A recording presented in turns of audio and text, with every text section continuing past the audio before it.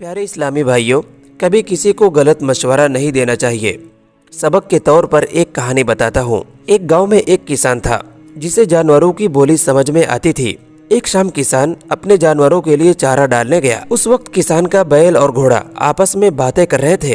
किसान कान लगाकर उन दोनों की बातचीत को ध्यान से सुनने लगा। बैल उदास होकर घोड़े से कह रहा था, वाह घोड़े भाई, तुम्हारे तो खूब ठाट बाट है। दोनों वक्त की मालिश से तुम्हारा जिस्म चमचम करता रहता है और खाने के लिए चने भी तुम्हें खूब मिलते हैं। फिर मालिक को पीठ पर बिठाकर इधर उधर घूमने फिरने भी जाते हो। एक मैं हूँ कि दिन भर खेत में लगे रहता हूँ, जरा भी सुस्ताया नहीं कि मालिक के कोड़े पीठ पर दनादन बरसने लगते हैं और शाम को वापस आऊं तो ये रूखा सूखा चारा खाने को मिलता है। घोड़े ने ये सुनकर इतराते हुए कहा, उदास क्यों होते हो बैल भाई, मैं जैसा कहूँ तुम वैसा ही करो तो तुम भी मेरी तरह शानो शौकत से रह सकते हो। बैल ने बेताबी से कहा, जल्दी बताओ घोड़े भाई कि मुझे भी शानो शौकत से जीने के लिए क्या करना चाहिए। घोड़े ने हंसते हुए बैल से कहा, आसान काम है। कल जब मालिक का नौकर तुम्हें लेने के लिए आए तो उन्हें खुद को छूने न देना, उन्हें सींग दिखाना, एकदम अजीबो गरीब हरकतें करना और कुछ भी मत खाना और मुंह से सफेद झाग निकालने लगना।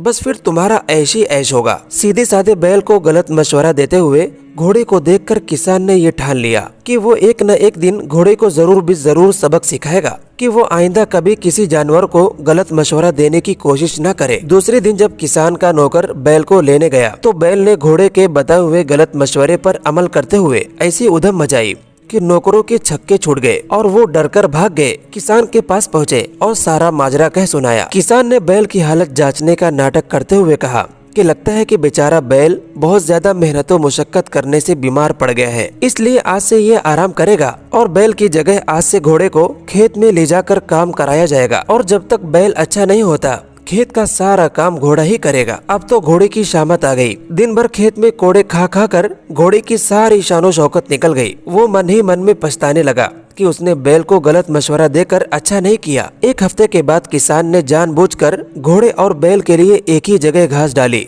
ताकि वो जान सके कि दोनों के दरमियान क्या बात होती है। घोड़े को देखकर बैल चहकते हुए बोला, वाह दोस्त, क्या मशवरा दिया तुमने, मैं तो किस्मत से राजा हो गया। अब तो कुछ काम करना नहीं पड़ता और वक्त वक्त पर हरा हरा ताज़ा चारा खाने को मिलता है। ये सुनकर घोड़ा भाप गया कि बैल की नीयत अब काम करने पर जाने की नहीं है। घोड़े ने दिल में सोचा, अगर बैल अपने काम पर नहीं जाएगा तो इसी तरह कुछ दिन और खेत पर काम करते करते उसकी हालत खराब हो जाएगी। उसने कुछ सोचते हुए बैल से कहा, दोस्त, बड़े दुख के साथ तुम्हें कहना पड़ रहा है कि मालिक ने तुम्हें एक कसाई को बेच दिया है, क्योंकि मालिक की नजर में अब तुम किसी काम के नहीं रहे। ये देखभाल और 2 वक्त का हरा चारा इसलिए देता है ताकि तुम सेहतमंद हो जाओ और कसाई से इस हिसाब से अच्छी रकम वसूल की जा सके। ये सुनते ही बैल सूखे पत्ते की तरह थर-थर कांपने लगा और घबराते हुए कहा, घोड़े भाई, अब तुम ही मुझे बचाने की कोई तरकीब निकालो। मैं इस तरह नाटक करके मरना नहीं चाहता हूँ। घोड़े ने तीर निशाने पर लगता देखकर कहा कि कल से बीमार होने का नाटक मत करना,